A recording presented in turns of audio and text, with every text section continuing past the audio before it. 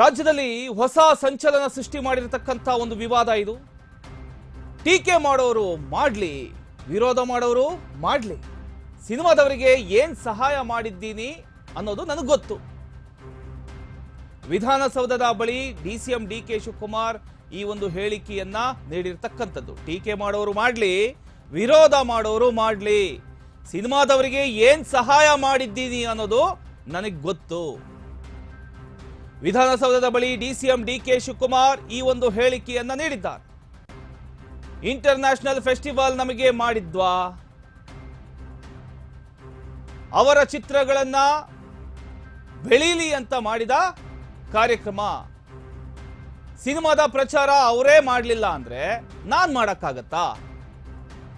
ನಿರ್ದೇಶಕ ನಾಗಾಭರಣ ಅವರನ್ನ ಆಹ್ವಾನ ಮಾಡಿದಾರೋ ಇಲ್ಲೋ ಅದ್ರ ಬಗ್ಗೆ ನನಗೆ ಗೊತ್ತಿಲ್ಲ.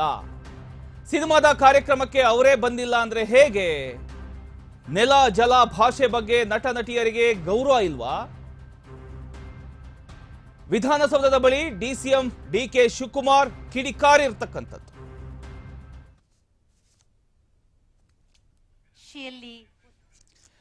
ಎಸ್, ಡಿಸಿಎಂ ಡಿಕೆ ಶಿವಕುಮಾರ್ ಅವರ ನಟ್ಟು ಬೋಲ್ಟು ಟೈಟ್ ಮಾಡುವಂತಹ ವಿಚಾರಕ್ಕೆ ಸಂಬಂಧಪಟ್ಟ ಹಾಗೆ ಈಗ ರಾಜ್ಯದಲ್ಲಿ ಹೊಸ ಸಂಚಲನವೇ ಸೃಷ್ಟಿಯಾಗಿದೆ ಅಂತ ಹೇಳಬಹುದು.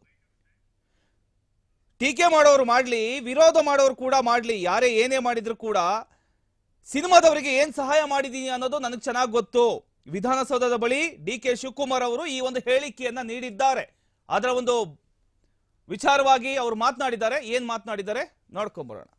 ಪ್ರಚಾರ ಅವ್ರು ಮಾಡ್ಕೊಳ್ಳೆ, ನಾವು ಬೆಳಗ್ಗೆ ಸಾಯಂಕಾಲ ನಾವು ಪ್ರಚಾರ ಟೀಕೆ ಮಾಡಲಿ ಅಂತಾನೆ ಹೇಳ್ತಾ ಇರೋದು ನಾನು.